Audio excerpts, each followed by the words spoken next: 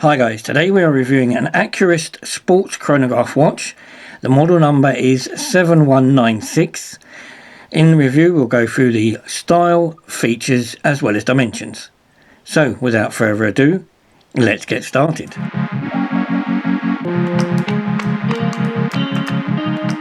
As you can see, this is a stainless steel watch, has a polished stainless steel case which is highly polished. We've got a couple of pushers on the right hand side which are polished as well, and we've got the Accurist logo in the crown. We have a leather strap. This is a stitch, it's got black stitching in the leather strap. We've got two retainer points, one of which moves and the other one is in a fixed position, and we have a stainless steel buckle with the Accurist logo in it. If we undo that, we again got the Accurist logo in the end of the strap. We have a lot of adjustment points on this watch, and it also tells us here that it is genuine leather, and on the other side it tells us that it's the original Accurist strap. You can see with the Accurist wording in it. If we come to the back of the watch, you can see that this is a screw-on back. Now this tells us it's all stainless steel, it's a Japanese movement, and in this case it's water resistant to 50 meters. Now that does mean that it's splash proof, but again, although it's got a screw down back, it's not really useful for swimming, and as I've always said in my reviews, I wouldn't want to go swimming with a leather strap because they tend to get very worn, they can split as well. But the nice thing about this strap is you can see on this side it's got light stitching, and as I said earlier, on the back it's got dark stitching, and it's sort of like a crocodile type pattern. If we come around to the face, you can see there's hardly any bezel. It's a very thin, mostly because it goes up against this crystal, which is a slightly domed crystal. You can see a very slight dome in it, and underneath we have this beautiful matte blue, sort of dark navy blue face. On the inner ring or shoulder of the watch you've got this tachymeter in with white letters, and then just underneath that you've got the white dots on the face for the seconds, and then you've got your hour markers which are numbers, they're in copper. And just in front of each hour marker you've got like a little copper dot. You also have the date window, which is a white background with black numeral and no surround.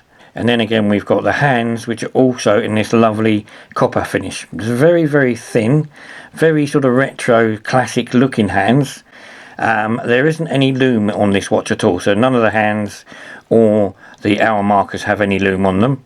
You've got the Accurist logo over here at 9 o'clock position, and then you've got the two subdials. Now the subdials are for the chronograph. So the top subdial is for the second counting, the bottom one is for the minutes. So when you start the chronograph off, you press the button at the top.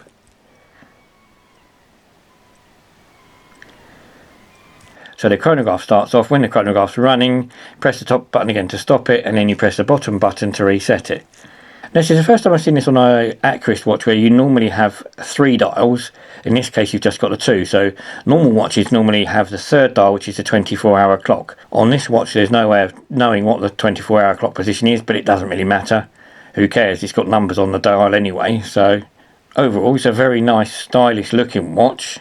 So the first time I've seen anything like this with the copper finish. I like the copper finish, it gives it a definite sort of retro vintage look to it. Having the sort of light browny strap, sort of a mid brown shall we say, that matches very well with the copper hands. So I think the look of it's really nice. Maybe it's a bit like a safari watch, I'm not so sure, but it's quite a nice look. So guys, if we come to the sizes, the face of this watch is 40mm, the case is 44mm. With the crown, that works out at 47mm, so it's a big watch, nice big case.